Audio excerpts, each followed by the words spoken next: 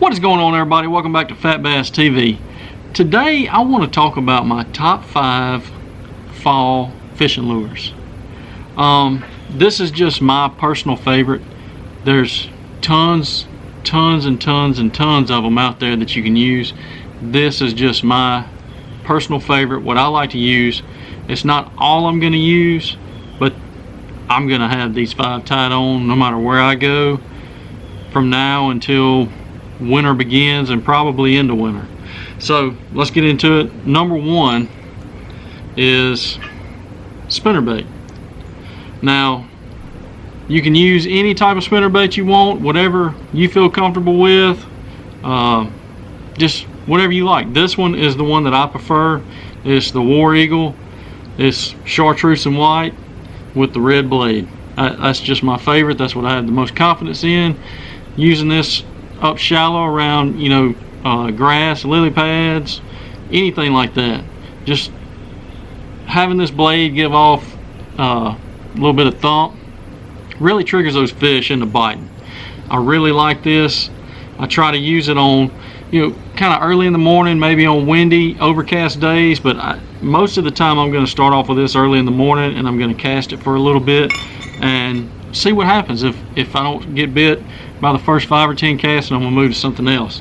But I'm going to start with the spinnerbait first thing in the morning. Next, my number 2 bait, square bill. Whatever kind of square bill you like to throw, this is a 6 cents. I really like 6 cent square bills. They have the best color pattern that I can find anywhere. They're a little pricey, but they put pretty decent hooks on here. You can get away with not changing these hooks, unlike some of the other brands. These hooks are fairly decent. So if you don't have the coin to spend on extra hooks, spend the extra $1.50, $2 and get the 6 cents square bill. These things they're really good. And throwing these, what I like to do is I like to find a shallow hard bottom, and I like to drag it down the bottom and maybe find a drop off or something, and as it comes off, they'll tear it up when it comes off that drop off. Another thing is if the water's a little deeper, 10 foot or so, I like to swim it through there. I like 4 or 5 cranks real fast and stop it and let it float up. 4 or 5 cranks and stop it and let it float up. 9 times out of 10 they're going to kill it on the stop. I've caught my bigger fish when I stop it and let it float back up. So just keep that in mind if you're fishing it. Boat docks, laydowns, all that, with this square bill, it bounces off of everything. The round bills, they don't do it. They kind of dig into them and the hooks get stuck. The square bill is key in the fall. So number 3 is a walking bait. I really like the Spook. That's this one right here. I forget the color, but it is my go-to. It's my favorite. You can see all the scratches on it where the fish wearing it out.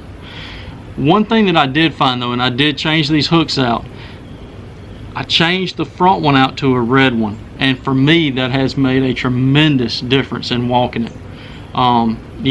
Sometimes when those fish don't want to bite real good, they kind of slap at it, or they'll just barely get the back hook. If you change to that red hook in the front, I found that 9 times out of 10, when I catch that fish, he's got to hold to that front hook, and when he does, that back hook is going to dig in somewhere, whether it be on the side of his body, corner of his mouth, whatever. It's going to dig in, so that way you have that extra penetration to catch it. Now when you're working this thing, you got to let the fish tell you how they want it.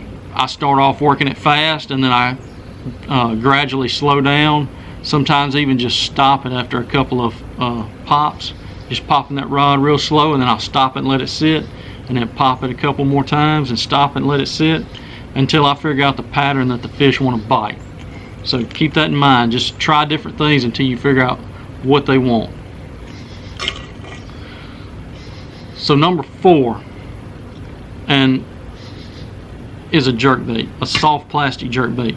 I like to throw the hard jerk baits in the wintertime I feel like they do better in the winter. These right here imitate shad a whole lot better in the fall. You can work it however you want. Possibilities are endless with this thing. You can single rig it, double rig it, mojo rig it. You can, if you're working it by itself, weightless, you can work it real fast and it'll stay, you know, towards the top of the water column. You can kind of work it a little bit slower and it'll stay, you know, suspended right around the middle. I mean, it's not going to suspend, it's still going to fall, but if you catch it as it starts to fall and jerk it back up and just let it fall and then jerk it back up and let it fall, fish kill it on the fall. They really do. And if they're really lethargic, you can work it kind of like a stick bait. Just throw it out there and let it fall to the bottom, and then give it a couple of jerks, and then let it fall to the bottom. Give it a couple jerks. You know what I'm saying?